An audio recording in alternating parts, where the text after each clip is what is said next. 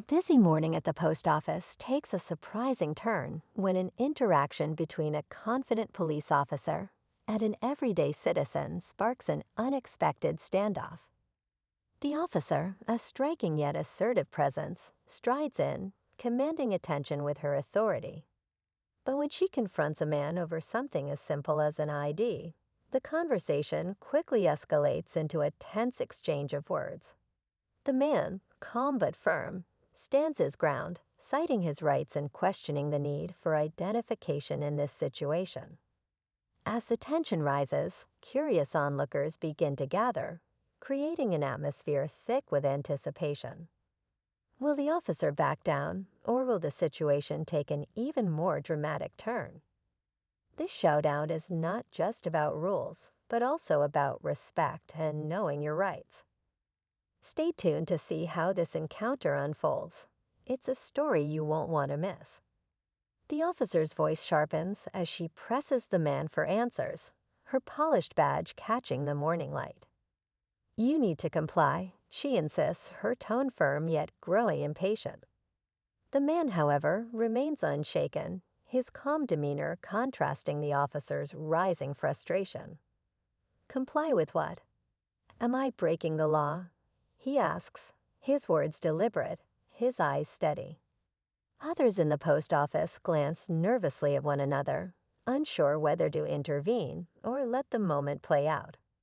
It's clear this isn't just about an idea anymore. It's about principle. The man seems to know his rights inside and out, leaving the officer caught in a moment of hesitation, as if weighing her next move. What's his story? Why is he so confident in pushing back? And will the officer escalate or rethink her approach? The air feels thick with unanswered questions, and no one knows what will happen next. The officer narrows her eyes, her authority now being tested in a way she clearly didn't anticipate. Failure to identify yourself can lead to consequences, she warns, her voice louder this time, as if to assert control over the growing audience. The man crosses his arms, standing firm. Consequences? For mailing a package? I don't think so. His calm defiance only seems to fuel the tension, and you can see the officer's composure beginning to waver. Meanwhile, whispers ripple through the small crowd. Some look sympathetic toward the man, nodding in agreement with his stance. Others seem nervous, watching the officer closely, perhaps wondering if this will escalate. A woman in line mutters, "Is this really necessary?" but quickly quiets down when the officer glances her way. The officer appears torn, juggling the need to assert her authority while knowing the public is watching. With every passing second, the air grows heavier. The officer takes a step closer, her boots clicking sharply against the tile floor. "I'm giving you one last chance. Provide identification or face the consequences," she says, her tone clipped, her posture rigid. The man remains unmoved, his expression calm but unyielding. "With all due respect, officer, you can't demand ID without reasonable suspicion. So what law am I breaking here?" His voice is steady, but the weight of the moment hangs thick in the air. The crowd holds its breath, tension crackling like static electricity. A young man near the back pulls out his phone, quietly recording the interaction. The officer notices, her gaze flicking briefly to the camera before snapping back to the man in front of her.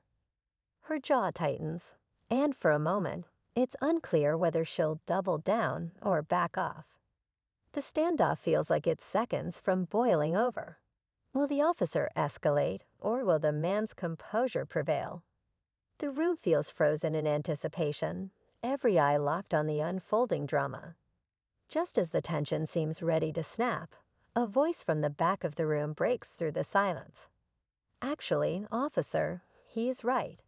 Heads turn to see an older gentleman, dressed in a suit, stepping forward with a calm but authoritative demeanor. He adjusts his glasses and continues, "Unless there's probable cause, you have no legal grounds to demand identification in this setting." The man's words slice through the moment like a sharp blade, and the officer's confidence falters for the first time. The room buzzes with murmurs as the officer processes the interruption. Her expression shifts between frustration and uncertainty. But before she can respond, the older man holds up a business card. "I'm an attorney," he adds, his voice steady. "And I'd be happy to explain the law here if needed." This sudden twist leaves everyone stunned. The officer, now visibly caught off guard, glances between the attorney and the man she confronted. The stakes have just been raised, and the crowd is fully engaged, wondering how this power dynamic will shift next. Will the officer stand her ground, or has the situation spiraled beyond her control? The room feels charged with anticipation, every second stretching longer than the last. The officer takes a deep breath, her grip tightening on her belt. For a moment, it seems she might push back, but the weight of the attorney's words and the watchful eyes of the crowd clearly give her pause. She steps back slightly, her voice steady but lower now. "I'm just trying to do my job," she says, her tone almost defensive, though still holding on to a shred of authority. The man, still calm, responds, "And I'm just standing up for my rights." No hard feelings, but you can't intimidate people who know the law. The room is silent, the tension finally breaking as the officer nods, though reluctantly. "Fine," she says, her tone clipped. "You're free to go." As the man turns back to the counter to finish his business, a faint smile crosses his face. But just as the crowd begins to disperse, another voice from the back pipes up. "Wait a second," he dropped something. A young woman holds up a badge, and the room collectively gasps. It's not just any badge, it's a police badge. The man glances at it, then at the officer, and finally shrugs with a small chuckle. "Guess we both have badges," he says, walking over to retrieve it. The twist leaves the room buzzing, and the officer's expression shifts into a mix of confusion and something almost resembling respect. As he leaves, the officer stands still, left with more questions than answers. The crowd slowly disperses, each person taking a piece of the story with them. As the man walked out of the post office, his calm demeanor left a lasting impression. The officer stood there for a moment, holding her ground but visibly reflecting on what had just happened. The attorney gave her a polite nod before returning to his place in line, while the other customers exchanged murmurs about the unexpected turn of events. Outside, the man slipped his badge into his pocket, his expression unreadable as he blended into the busy street. Whether he was another officer testing boundaries, or simply someone who knew his rights all too well, no one could say for sure. But the moment left everyone inside the post office with a lesson. Authority, respect, and knowledge of the law can create a fine line between control and understanding. By the time the crowd settled, the tension had dissolved, but the story lingered in their minds, a reminder to always stay calm, informed, and aware.